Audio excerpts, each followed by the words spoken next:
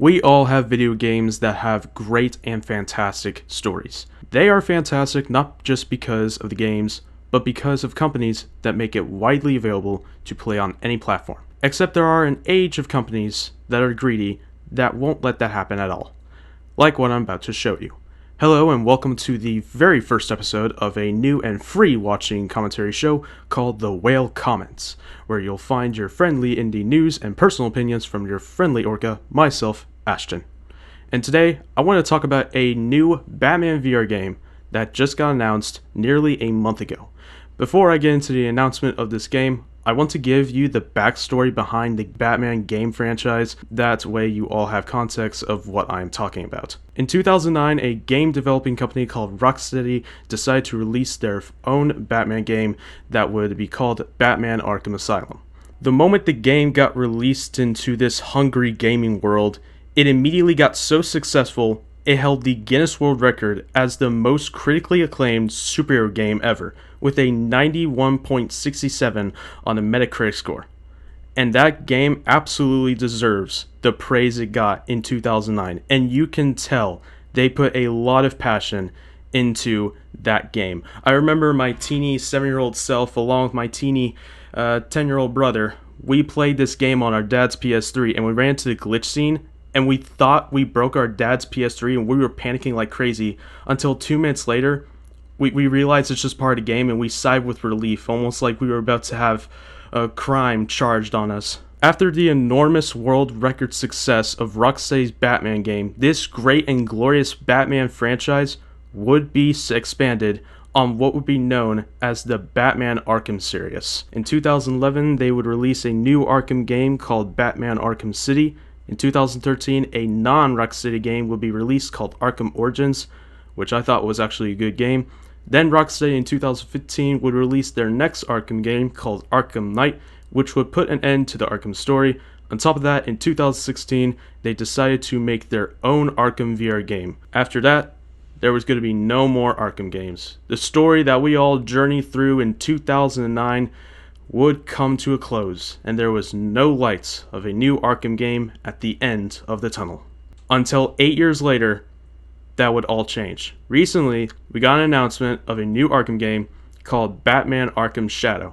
When I first saw this, I was kind of excited because it may have been returned to the Arkham series, but I wasn't really sure if it was a good decision to make another Arkham game. Plus, the game's title is very interesting to me because every time I think of Arkham Shadow, I would think of the ending scene from Arkham Knight, where it's Batman, but a nightmarish version of him. I mean, look at him. He looks like Man-Bat, but God gave him holy steroids to be as terrifying as possible. I don't think Pennywise couldn't even outmatch on what Batman has become. I assume this game is going to take place in the time directly after the events of Arkham Knight. However, that is just prediction.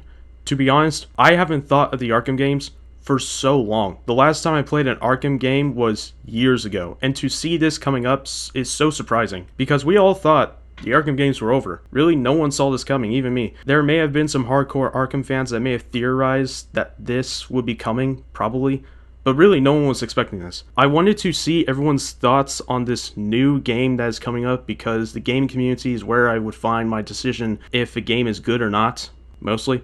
And you may be thinking everyone would be cheering for excitement about this new Arkham game, right? Well, sadly, we are wrong about that, because a lot of people said otherwise. If you look at the trailer that IGN has posted on their YouTube page, the trailer has got 35,000 likes, along with an overwhelming 121,000 dislikes. People, obviously, did not like this, and it gets more merciless in the comments section. The CEO needs to be charged with corporate espionage because no sane person will continue making such horrible decisions. Facts. Obviously, the Joker himself is the CEO of WB's gaming division, cause this is pure evil. Imagine calling a new Arkham game without a Rocksteady and VR only. This game will come out, nobody but YouTubers, reviewers, and a few regular people will play it. Sales will be terrible, and WB will be like, well, it looks like they don't want to play this Batman game, and they don't want more Arkham games, and blame will once again be shifted onto the fans. Is there a lore reason why WB hates Arkham fans? I have no idea. Your question is as good as mine. I haven't seen anything more hated than Jake Paul's It's Everyday Bro song. Absolutely no one wanted this.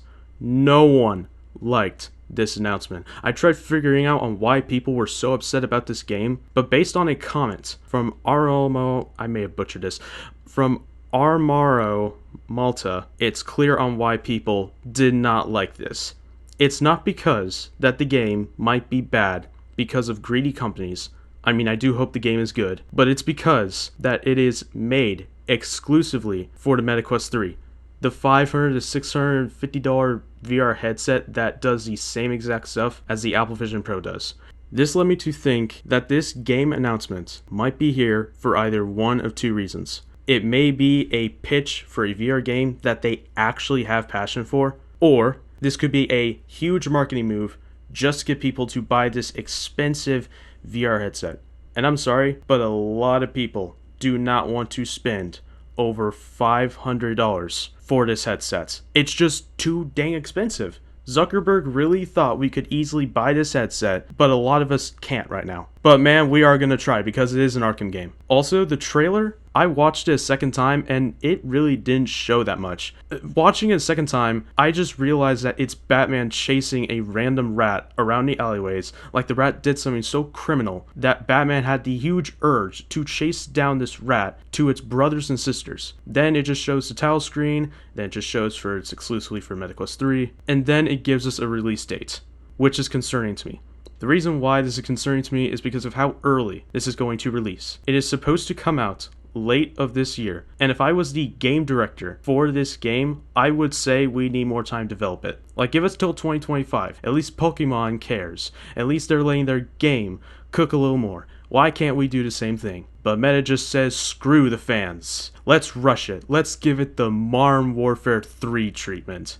The only thing I am actually very concerned about, despite the release date, is what the game is going to look like. It could look as horrible as Megamind 2, or it can look as beautiful as Helldivers 2, because they may have potentially rushed this game, if it actually is, for a marketing tactic. But we might actually get to know what this game will look like sooner than we think, because directly at the end of the announcement, it said it was going to give us more details for the game on June 7th at the Summer Game Fest for a world premiere. If they do actually give gameplay footage, I will tell you what I think about it, but I am predicting it might actually be good. The reason why I think it might actually be good is because the developers that are making this game are the same developers that made Iron Man VR.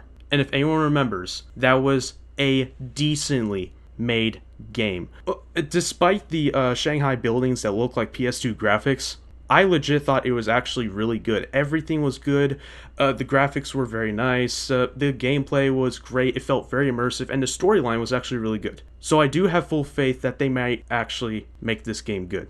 Now that I have explained everything I know, you may be asking me, what do I think of this game?